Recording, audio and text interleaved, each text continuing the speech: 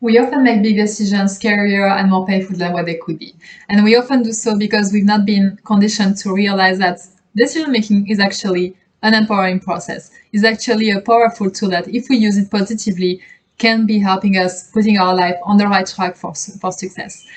Usually, we are not aware that we are taking decisions, and when we get aware of it, it's because they are big. It's because they are the decision where we are not fully certain, where we know that potentially we are going to be putting our life in a whole different track, where we know potentially there might be high negative consequences and high stakes around our finances, our relationships, our quality of life in general.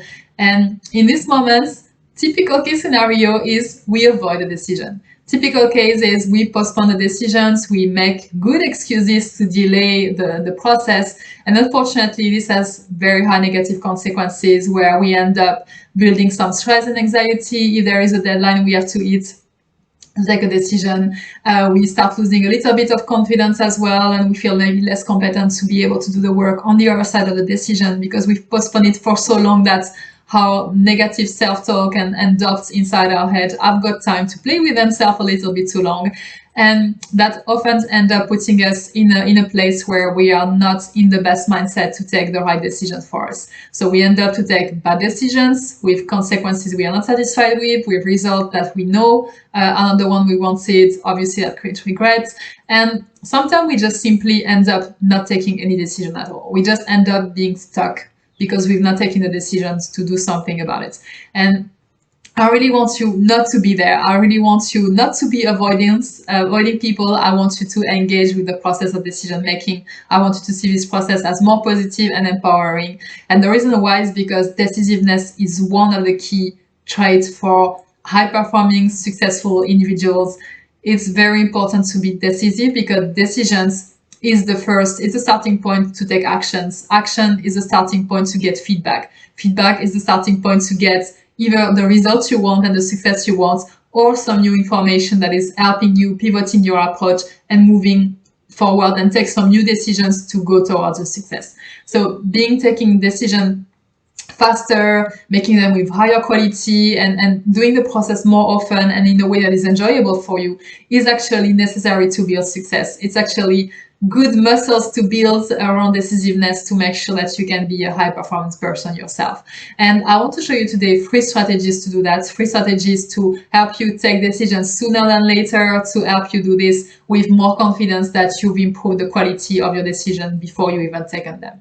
So the first thing I want to talk about is doing a proper analysis. And by proper analysis, I mean intelligent and short. Not analysis paralysis, not staying stuck into the idea of, I want it to be perfect, I want to have the full picture, I want to know 100% what's going to happen to me on the other side of this decision. This cannot happen. This is perfectionism. So I really want you to not paralyze yourself. I want you to know how to take decisions in a short period of time and intelligently. So intelligently means finding a couple of good quality sources. You don't need to do research for hundreds of hours in hundreds of websites and talk to 1,000 of people. You need to find where the places to go, where you can find the information. You need to already have a broad picture of what might be expecting you in the journey.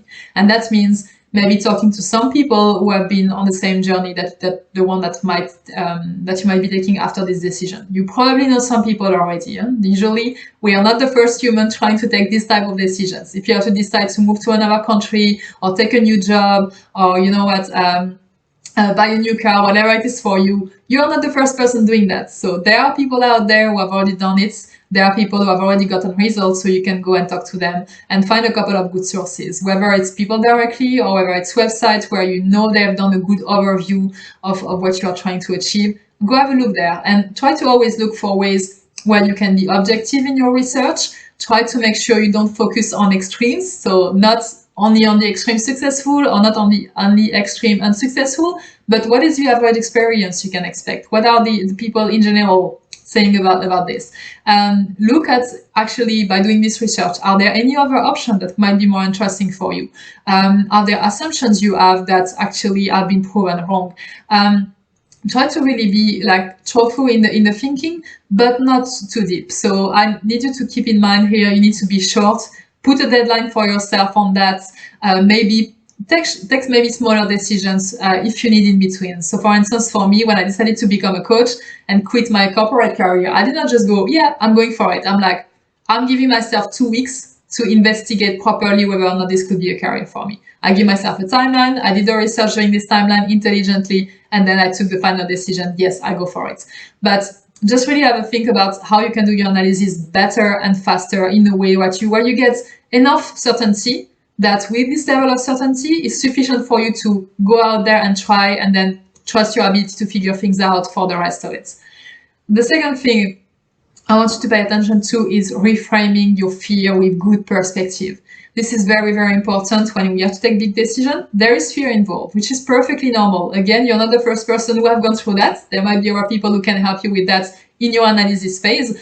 But if you don't have yet, if you still have fears that are holding you back, have a look. What are these fears? Are you afraid of losing something? Are you afraid of future potential challenges happening after your decisions? Are you afraid that maybe the outcome of your decision is not going to be as exciting as you wanted it to be?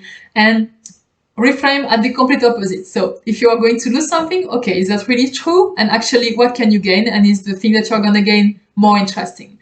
If you think, oh, the outcome is going to be disappointing. Okay, is actually the journey to get to the outcome going to be something exciting? Is this going to teach you something that is important for you?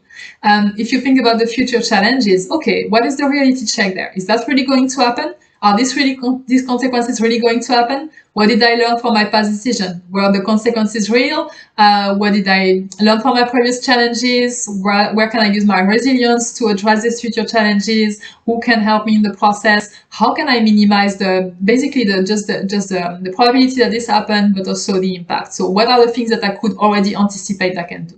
So really try to reframe at the opposite of your fear to make sure that you get the full picture. Again, it's about balancing and finding the objective point of view on all of your fears as well. And very important here, think long term. Sometimes we get very stuck into the short-term potential pain we are going to get from these decisions. And really, I want you to think about here, is that short amount of pain you might be feeling in the near future worse or better or worth doing versus the long-term pain you might feel if you don't take this decision? So really have a thought about short-term consequences, long-term consequences, what is actually the best thing as well. And finally, I want you to also think about building some criteria tools.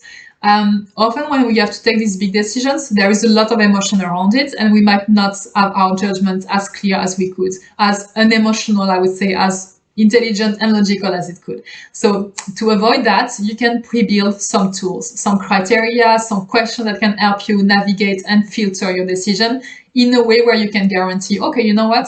If I was not right now having the pressure of taking these big decisions, this would be the thing I would be looking at.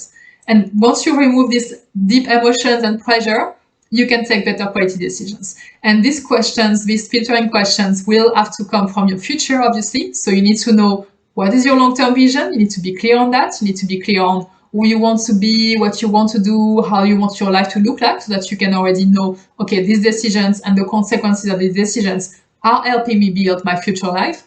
But it's also looking back at, what did you do in the past? You've probably taken in the past already some great decisions. You've already taken in the past some very, very bad decisions where you know the consequences were not satisfying. So I really want you to go back there, look at these best and worst decisions you've taken in the past, and ask yourself, what actually did I forget to ask myself there? What should I have asked myself to make sure it was fitting in my future vision? And once you've done this work, you're going to be able to articulate different questions that can help you really filter. So for instance, for me, one of the big questions is this going to help me be around excellent-minded people, because this is a very important criteria for me. So for instance, when I decided to be a high-performance coach, yeah, that was definitely yes. So this, for me to filter the decision, was easy. Yes, I'm going to get the excellence environments I want. So just have a look at what is really important for you in terms of value, future, environments, and make sure that you are setting in advance your set of questions so that you don't get derailed by emotion whenever you have to take this big decision.